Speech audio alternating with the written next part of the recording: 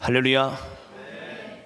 오늘도 예배 가운데 오신 여러분들을 사랑하고 축복합니다. 하나님의 말씀 함께 받도록 하겠습니다. 오늘 우리가 함께 받을 말씀은 주를 힘입어 담대히 말하니, 아마 주보와 조금 다를 겁니다. 여러분 똑같은 말씀이기 때문에 제가 주제를 부제로 달까 하다가 이제 이렇게 정했습니다. 주를 힘입어 담대히 말하니. 자, 우리 사도행전 14장 1절로 7절까지의 말씀을 함께 교독하시면서 읽도록 하겠습니다. 사도행전 14장 1절로 7절입니다. 자, 저와 여러분 함께 말씀을 교독하시면서 읽겠습니다. 이에 이고니온에서 두 사도가 함께 유대인의 회당에 들어가 말하니 유대와 헬라의 허다한 무리가 믿더라. 그러나 순종하지 아니하는 유대인들이 이방인들의 마음을 선동하여 형제들에게 악감을 품게 하더니 두 사도가 오래 있어 주를 힘입어 담대히 말하니 주께서 그들의 손으로 표적과 기사를 행하게 하여 주사 자기 은혜의 말씀을 증언하시니 그 시내에 무리가 나뉘어 유대인을 따르는 자도 있고 두 사도를 따르는 자도 있는지라. 이방인과 유대인과 그 관리들이 두 사도를 모욕하며 돌로 치려고 달려드니 그들이 알고 도망하여 루가오니아와의 두 성 루스드라와 더베의 그 근방으로 가서 7절 함께 있습니다. 시작. 거기서 복음을 전하니라. 아멘. 자, 오늘은 우리가 주일마다 사도행전 강해 말씀 이어서 나가는데 벌써 이제 14장이니까 이제 반절까지 왔어요. 주를 힘입어 담대히 말하니. 지금 사도행전 이 강해 말씀의 흐름의 순서를 보면 이제 바울과 바나바의 이제 1차 세계 전도 여행이 시작되었고요. 계속해서 사도행전 2장에 불붙었던 이 복음은 예루살렘과 온 유대와 사마리아와 순서대로 지금 나갔었죠. 사마리아와 지금 땅끝까지 계속해서 이 불은 확산되어져 가고 있습니다.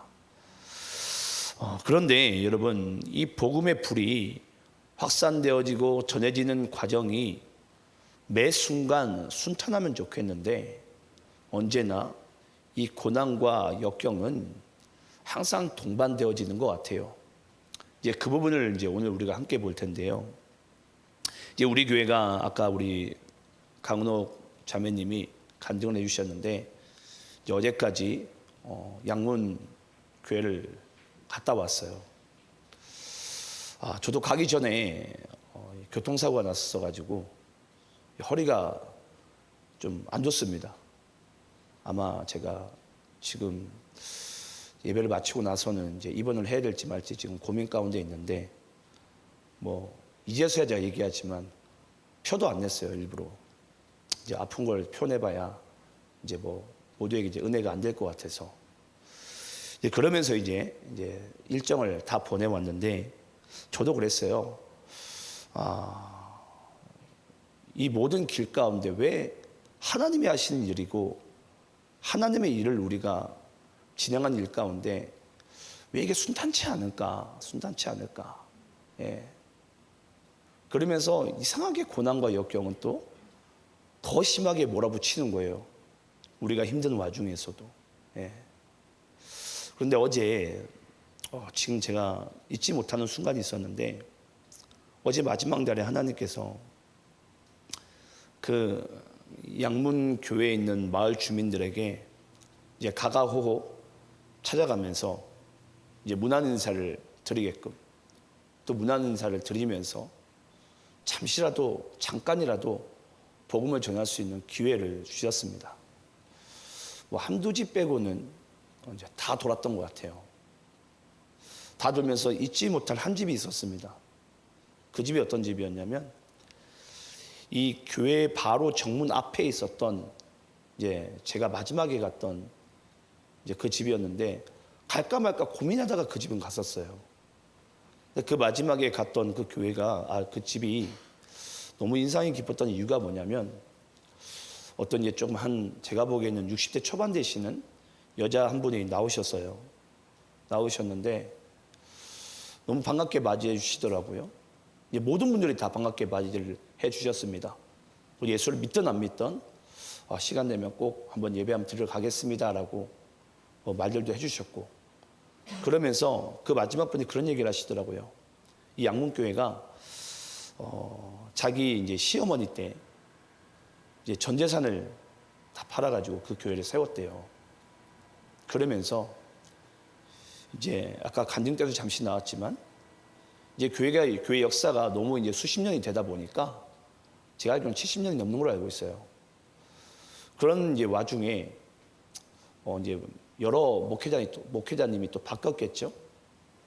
그러면서 이제 자신도 원래는 그 양문교회를 출석을 했었는데 시어머니의 그 신앙을 그대로 물려받은 것 같아요. 근데 거기서 이제 상처를 이제 받고서 지금은 이제 다른 교회를 다닌다고 그러더라고요. 근데 항상 이제 그 교회를 볼 때마다 마음이 이제 찡한 거죠. 찡한 거죠. 이제 그런 상황에서 이제 저희가 왔다는 소식을 뭐 눈에 보일 수밖에 없었고 들을 수밖에 없었대요. 그러면서 이상하게 마음이 이걸 뭐 표현할 수 없을 그런 감동이 막 밀려오면서 막 눈물을 억지로 참으면서도 눈물이 나오시는 그 모습을 제가 뵀는데 그러면서도 자기는 이제 그 교회에서 어떤 상처로 인해서 다른 교회로 옮겼지만은 이제 그 전 목사님이셨던 것 같아요. 같지만은 지금 그 교회를 출석하지 않지만은 그 교회를 볼 때마다 항상 마음이 뭉클하다고 그런 이야기를 해주셨어요. 항상 저는 그런 것 같습니다. 한 교회가 수십 년의 역사가 있다라는 것은 그 속에서는 반드시 고통과 역경과 시험과 다툼과 여러 가지 어려움들이 따라요. 제가 지금도 도시안의 교회를 목회를 하고 있는데 아마 저희 교회도 왔던 성도님들이 다 정착을 했으면 이미 저희가 지금 숫자에 한 2배 가까이 됐을 것 같거든요. 근데 떠나신 분들이 생기고 예기치 못한 갈등이 생기고 어려움들이 생겨요. 그 순간들마다 제가 교인들한테 다 표현을 못하지만 꼭 제 모든 것을 다 후벼 파는 것 같았어요. 내가 이거밖에 안 되나 나는. 나는 이 정도밖에 안 되는구나.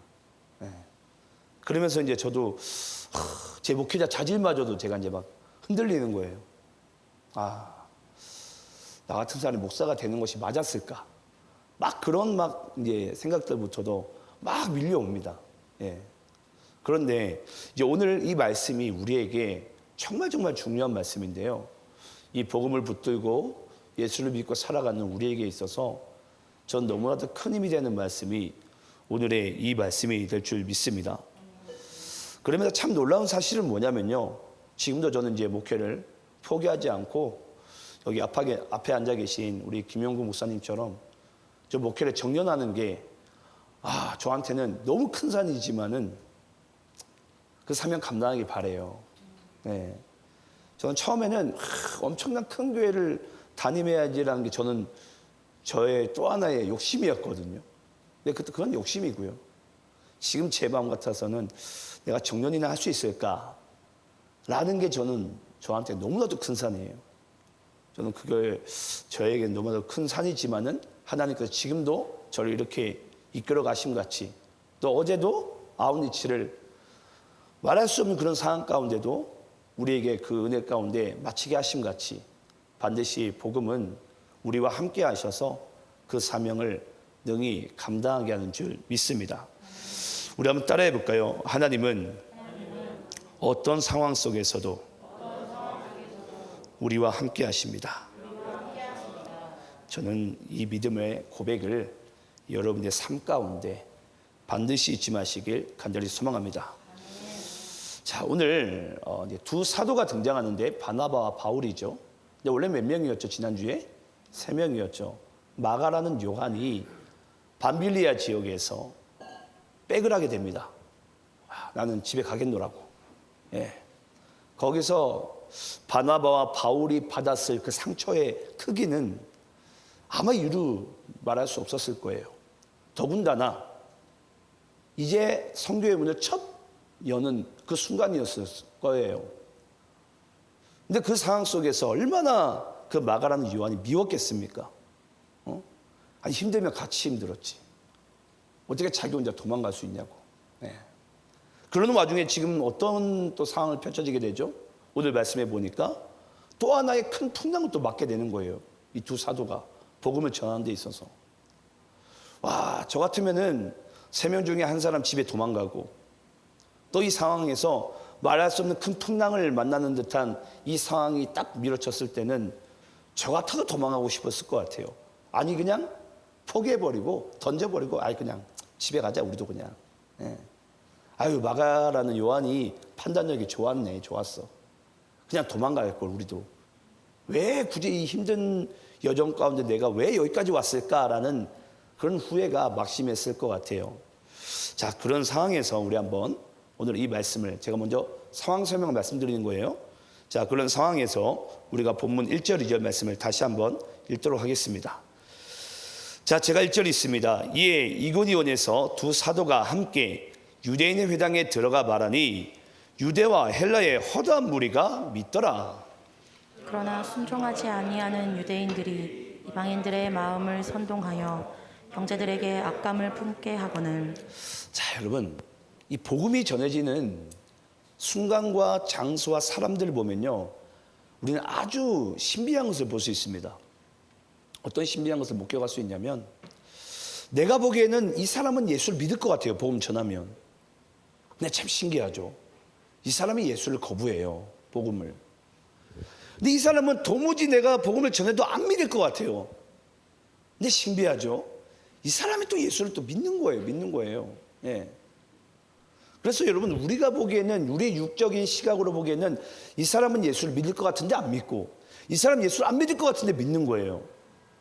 이와 같이 여러분, 예수를 믿는다라는 것 자체가 정말 말할 수 없는 신비함이 가지고 있습니다.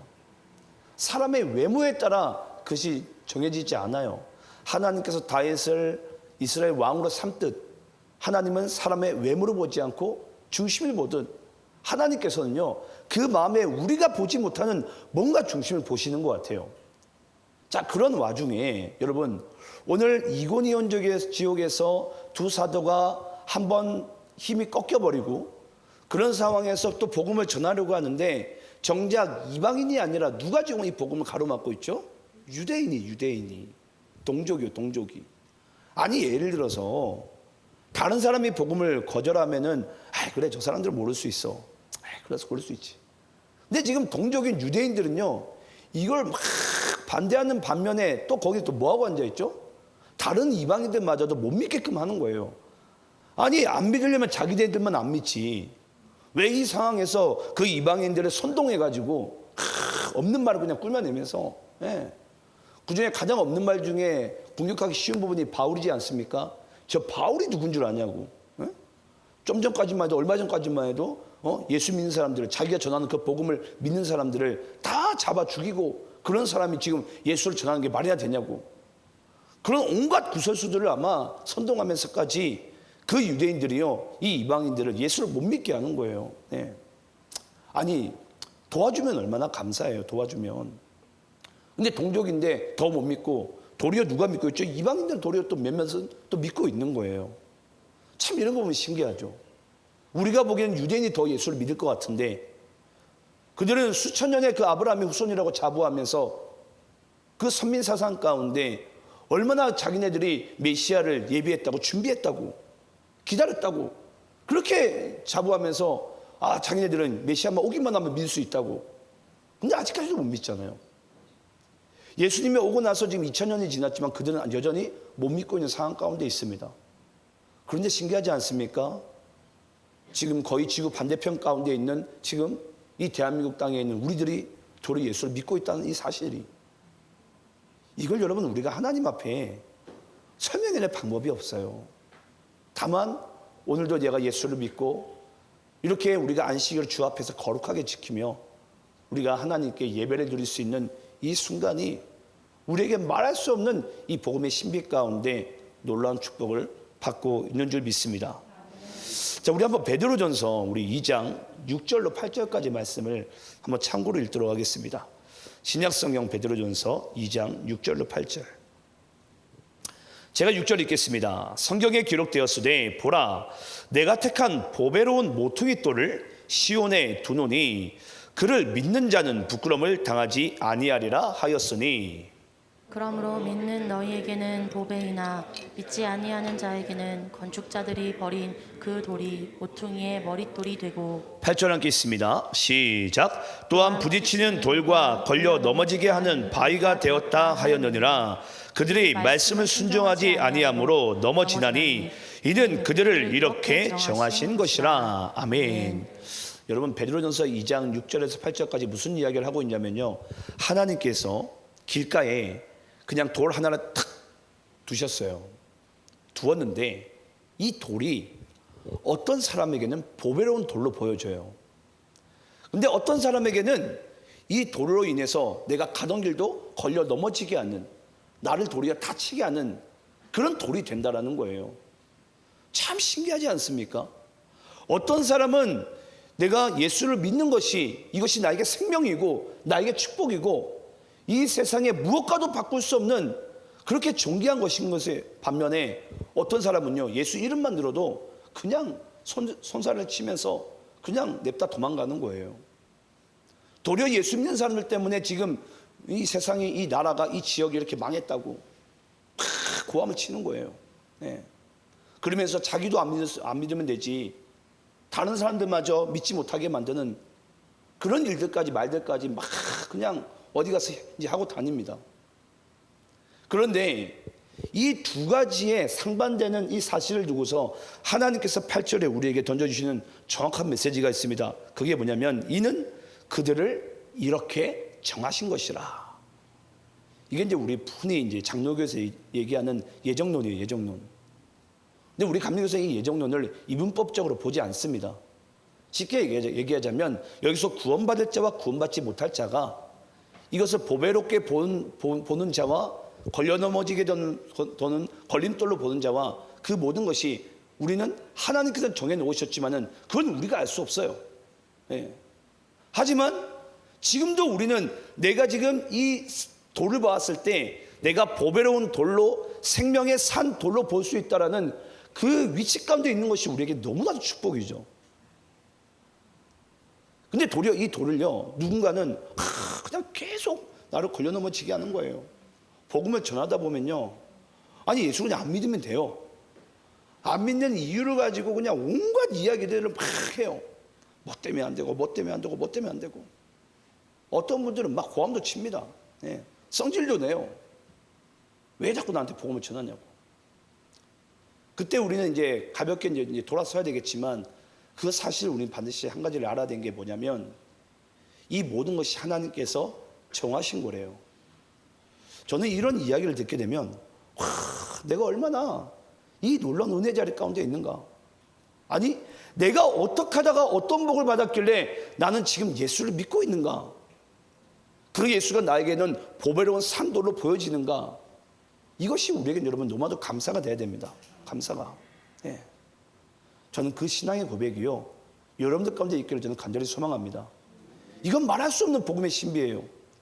내가 그 돌이 나에게는 걸려 넘어진 돌이 아니라 보배로운 산돌로 보여지는 것, 나를 능히 살릴 수 있는 가장 축복으로 보여지는 것, 이것이야말로 내가 하나님께 받은 가장 큰 은혜의 선물이 되는 줄 믿습니다. 자, 그러면서 또 2절부터 4절까지 또 본문 교독하면서 읽어보겠습니다. 그러나 순종하지 아니하는 유대인들이 이방인들의 마음을 선동하여 형제들에게 악감을 품게 하거늘 두 사도가 오래 있어 주를 힘입어 담대히 말하니 주께서 그들의 손으로 표적과 기사를 행하게 하여 주사 자기 은혜의 말씀을 증언하시니 4절 함께 있습니다. 시작. 그 시내 무리가 나뉘어 유대인을 따르는 자도 있고 두 사도를 따르는 자도 있는지라. 자, 여러분 여기 2절에 보니까 순종하지 아니한 유대인들이 이방인들의 마음을 이제 선동하게 됩니다. 선동하게 되는데 오늘 3절 말씀 박노 씨 잠시 띄워주시겠어요? 3절 말씀에 보면요, 두 사도가 오래 있어 주를 힘입어 담대히 말하니, 여기서 이제 우리가 원어로 보게 되면은 한 가지 접속사가 있습니다. 그게 뭐냐면 그러므로라는 단어예요. 그러므로.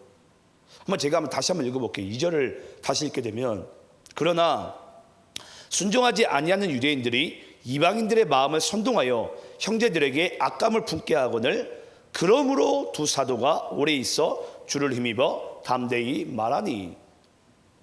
여러분 이게 문맥이 맞다고 생각하세요? 여기서 그러므로라는 게 좀 약간 안 맞지 않습니까? 예.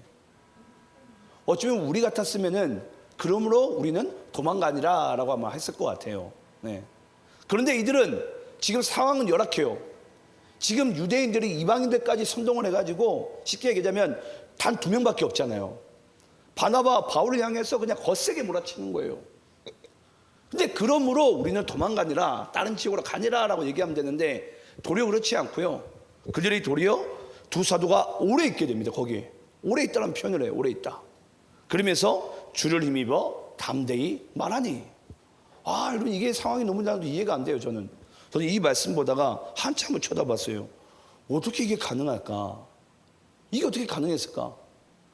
예를 들어서 우리 편 쪽이, 예를 들어서 여기가 만약에 100명이 반대를 하면 우리 쪽 수가 한 50명 정도 되면 그래도 좀 버텨보자 한번. 예. 근데 지금 마을의 대다수가 지금 이 두 사람을 향해서 지금 거세게 몰아치는 거예요. 믿으려고 하는 사람마저 유대인들이 선동해가지고 믿지 못하게 만들고 도리어 거세게 저항을 하는 거예요. 선동을 하는 거예요. 이 상황 가운데 그들이 얻는 것은 더 주를 힘입어 담대히 말하니라는 부분이 나옵니다. 그런데 여기서 이제 도대체 이들은 그러면 어떻게 이렇게 주를 힘입어 담대히 복음을 또 선포할 수 있었을까라는 것이 이제 중요한데요. 자, 여러분 여기에 보니까 3절 이제 하반부에 주께서 그들의 손으로 표적과 기사를 행하게 하여 주사 자기 은혜의 말씀을 증언하시니. 자, 여러분 여기 3절 말씀을 우리가 주의 깊게 봐야 되는 게 뭐냐면, 이제 여기 바울과 바나바가 두 사람이 서 있어요. 유대인이 이방인들마저 선동해가지고 지금 많은 사람들이 두 사람을 지금 이렇게 저항하고 있습니다. 그러면 주눅이 들 법한데 도리어 더 주를 힘입어 담대히 전하는 거예요. 그럼 왜 그럴 수 있었을까라는 그 단서가 3절 하반부에 나오는데, 표적과 기사를 통해서 하나님께서 지금 쉽게 얘기하면 바나바, 바울 가운데 저항하는 것도 보여지지만은 이 복음이 선포되는 것으로 인해서 뭔가 말할 수 없는 놀라운 일들도 지금 벌어지고 있는 거예요. 쉽게 얘기하자면 하나님의 역사와 마귀의 역사가 두 가지가 공존하고 있습니다. 공존하는 부분 가운데 먼저 하나님의 역사 쪽을 바라보니까 이것은 주님께서 우리에게 맡기신 일이다, 보내신 일이다라는 것이 확신으로 이제 와닿게 돼요. 근데 이쪽을 바라보자면은 지금 우리가 너무나 큰 저항을 받고 있는 거죠. 자, 여기서 여러분 이제 중요합니다. 여기서 여러분들 같았으면 내가 바울과 바나바라면은 나는 무엇을 붙드냐라는 거예요. 예. 어떤 것을 붙드냐라는 거예요. 누가 보기에도 예를 들어서 우리가 상황적으로 강화도 양문교회가 아웃리치 하는 것은 이미 스톱을 해야 됩니다. 가지 말았어야 돼요. 저도 이 두 가지를 놓고서 정말 저 안에서 막 욱신각신하면서 내가 이걸 선택할까 이걸 선택할까, 제 마음 가운데 갈등이 정말 심했어요. 근데 하나님께서 저에게 보여주신 것은 이 표적과 기사를 통해서 가라는 거예요. 그러면서 그 마지막 날에 제가 가가오 집집마다 제가 잠시지만 그 들렀을 때 그 받은 은혜가 너무 감사해요. 너무 감사해요. 단 한 사람도 다 그냥 반겨주는 거예요. 그 전까지만 해도 누가 저희가 머물러 숙소에 찾아와가지고 니네들이 왜 거기에 쓰고 있냐, 너희들 왜 그렇게 하냐, 거기 현장에서도 막 저항을 하고 했었거든요. 예. 근데 또 우리가 또 복음을 전하는 곳에 또 직접 가보니까 또 그곳에서 또 반겨주는 거예요. 맞이하면서 복음을 기쁘게 받는 거예요. 감사하구나. 모르겠어요. 저희가 갔다가 돌아와가지고 얼마나 그것이 하나님의 은혜 가운데 열매 맺게 될지 저는 모릅니다. 하지만 중요한 것은요, 하나님께서 하나님이 하신 일들을 또 도시안의 교회를 통해서 주님께서 계획하신 것들은 저는 다 이미 이루신 것을 믿어요. 그걸 붙잡는 게 중요해요. 붙잡는 게. 근데 우리가 이제 영적인 피로도라 그러죠. 교회가요, 막 갈등 가운데 있을 때는 영적인 피로감이 찾아와가지고 다 내려놓고 싶은 거예요. 그럼 고린도전서 1장 12절 읽어볼까요? 고린도전서 1장 12절. 고린도전서 1장 12절.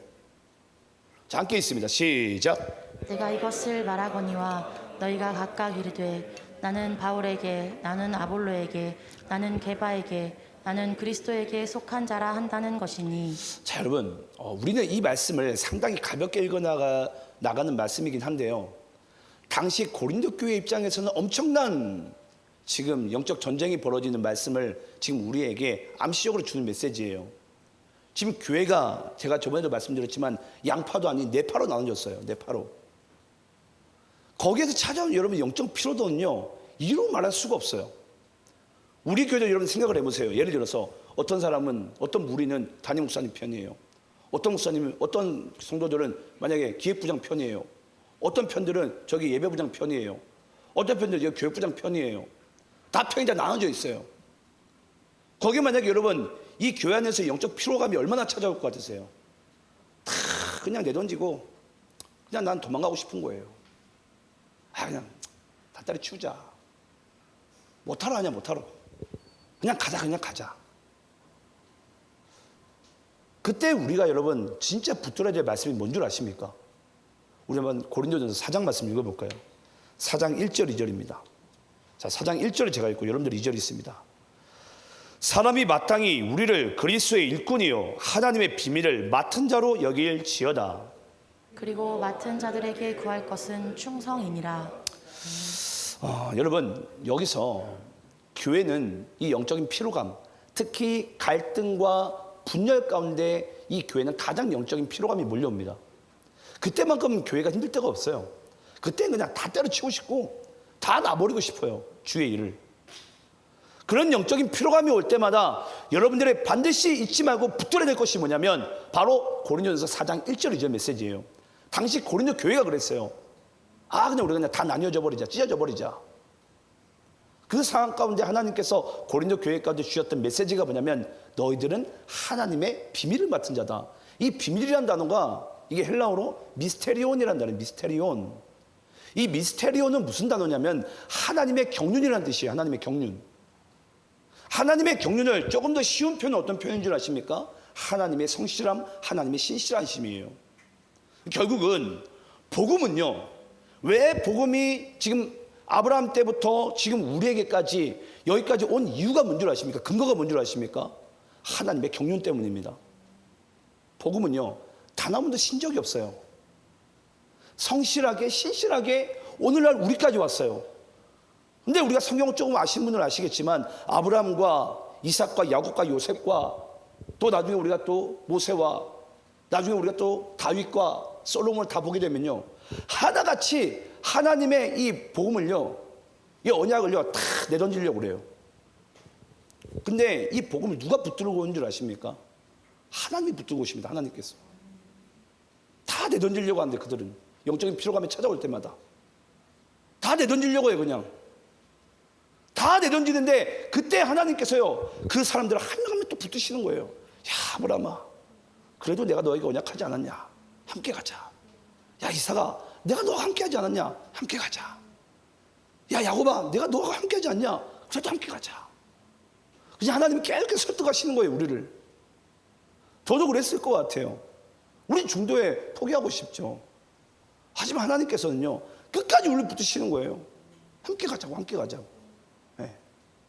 지금도 이 바나바와 바울의 입장에서는 지금 다 내던지고 싶어요. 아니 지금 마가란 요한이 지금 도망갔어요. 막상 힘들게 어렵게 와봤는데 이 지역 가운데 보니까 사람들이 도리어 동족들이 이방인들마저 선동해가지고 그 두 사람 몰아내려고 해요. 영적인 피로감이 아마 그게 달았을 거예요. 그냥 내버리자. 무슨 성교는 무슨 성교냐. 그냥 우리끼리 그냥 예수 잘 믿고 그냥 있으면 되지 뭘. 다 내던지고 싶은데 그 와중에서도 하나님께서 그 바울과 바나바를 붙드시는 거예요. 그래서 하나님의 경륜, 하나님의 복음의 신실함과 성실함을 붙드는 자에게 하나님께서 원하시는 것은 뭐라고요? 2절에 충성이니라. 그 마음이 온전히 주님께만 향해야 된다는 거예요. 다른 것 생각하지 않고, 다른 것 생각하지 않고. 우리가 보통 남자들이 나중에 이제 아내를 맞이하게 돼요. 그리고 이제 자녀를 또 이제 낳게 됩니다. 제가 우리 남자들만 한번 고백을 해보세요. 아내를 내가 생산해냈나요? 여러분이 생산했습니까? 또 질문을 해볼게요. 자녀를 내가 생산해냅니까? 생명의 주권은 하나님 거예요. 하나님 안 주면 안 줍니다. 그러면은 아내도 자녀도 하나님께서 나에게 뭐 하신 거예요? 맡기신 거예요. 맡기신 거. 여러분들 것이 아니라고요. 어떤 의미인지 아시겠습니까? 내가 내던지고 싶어 내던질 수 있는 게 아니에요.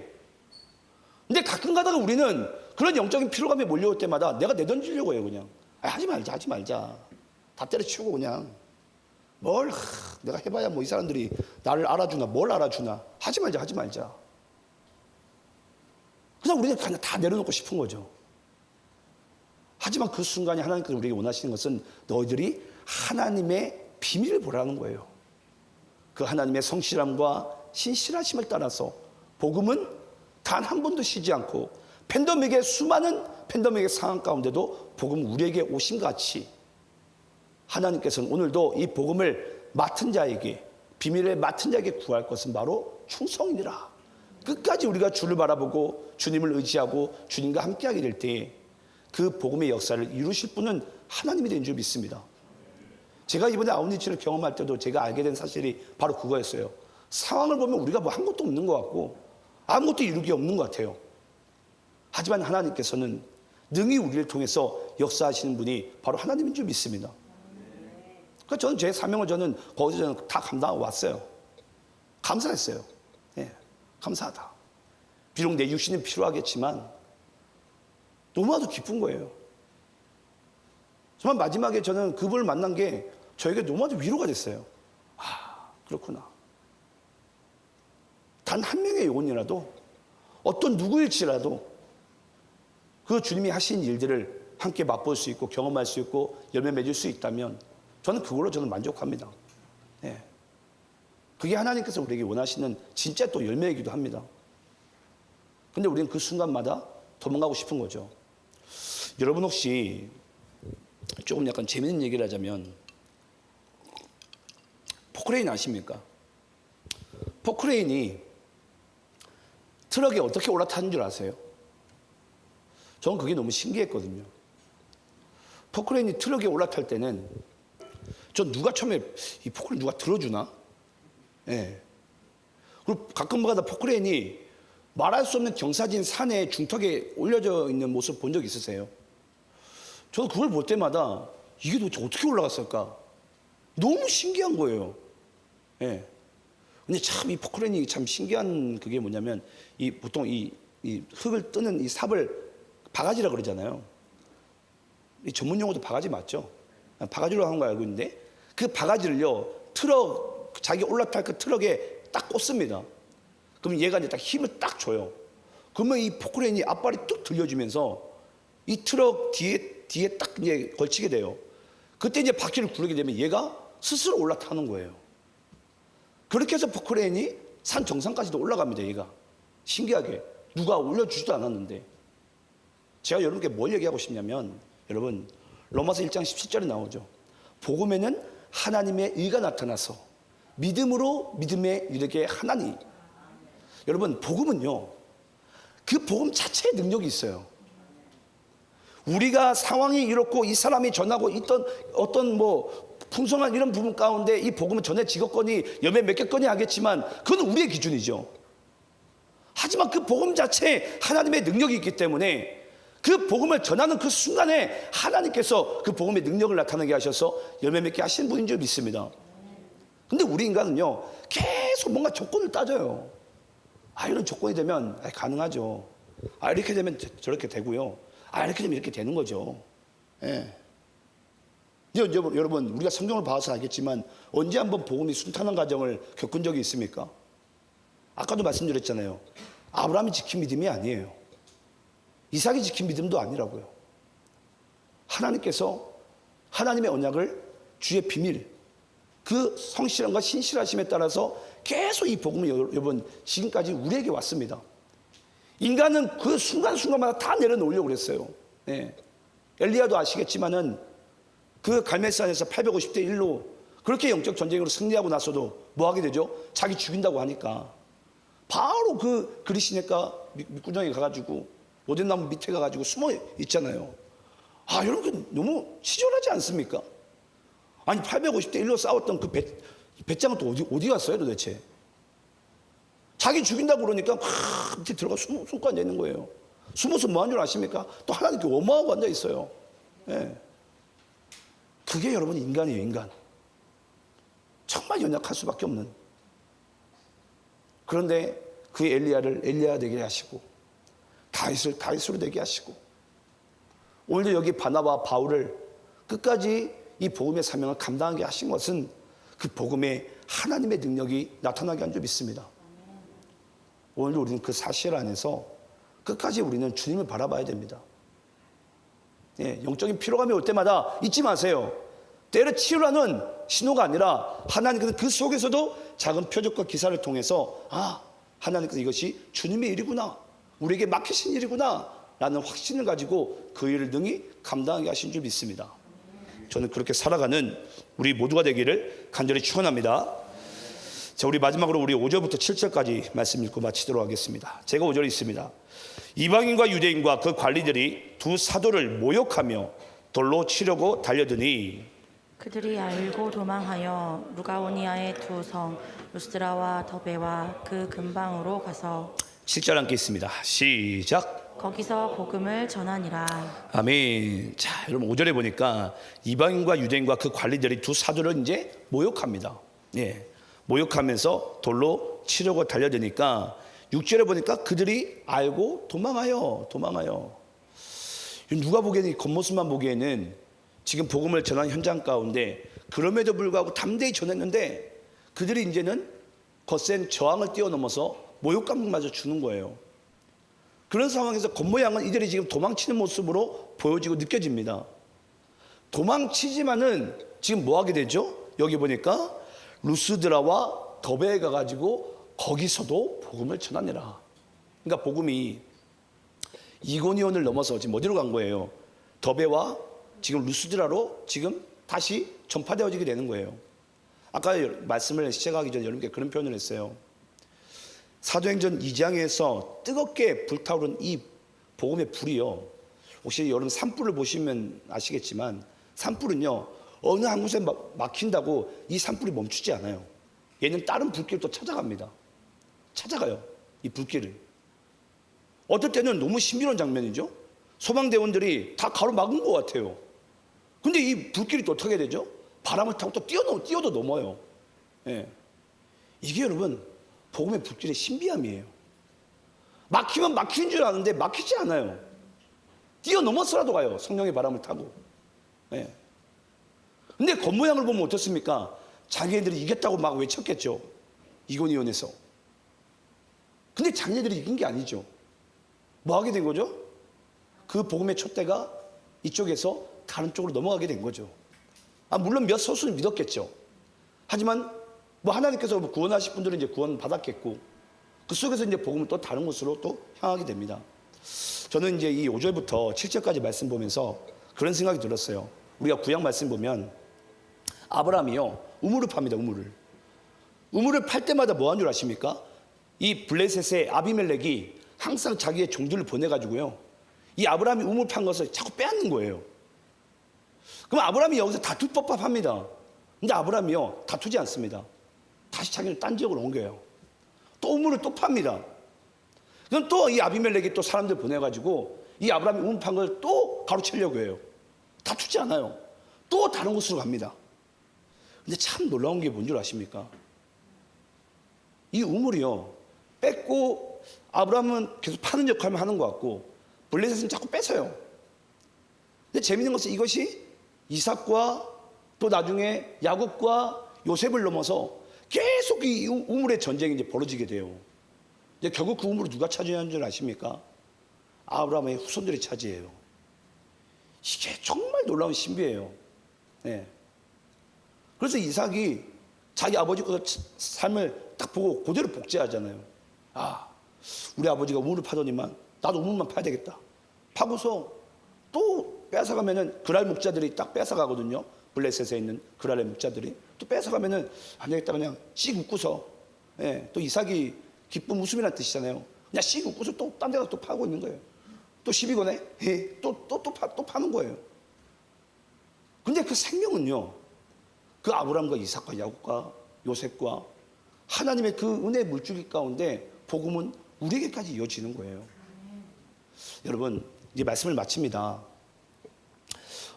우리가 아까도 말씀드렸지만 복음은 계속해서 사도행 2장부터 시작해서 예루살렘, 온 유대, 그 사마리아, 예, 그 마술사 시몬 생각나시죠? 그걸 뛰어넘어서 계속해서 이방으로 지금 불길은 전해지고 있어요. 그 순간들마다 많은 시비 붙는 사람과 많은 어려움과 역경들을 항상 뒤따랐어요. 하지만 그 순간에도 이 복음은 멈추지 않았습니다. 오늘도 맡은 자에게, 하나님의 비밀을 맡은 자에게 구할 것은 충성이라고 그랬어요. 그 하나님의 신실하심을 믿으시고요, 하나님의 성실하심을 믿으시고요, 우리가 충성, 주님을 바라봄으로 주님께서 하신 일에 정말 믿음으로 동참하며 그 복음의 놀라운 일들 가운데 쓰임받는 귀한 인생 살아가는 우리 모두 되기를 간절히 축원합니다. 함께 기도하겠습니다.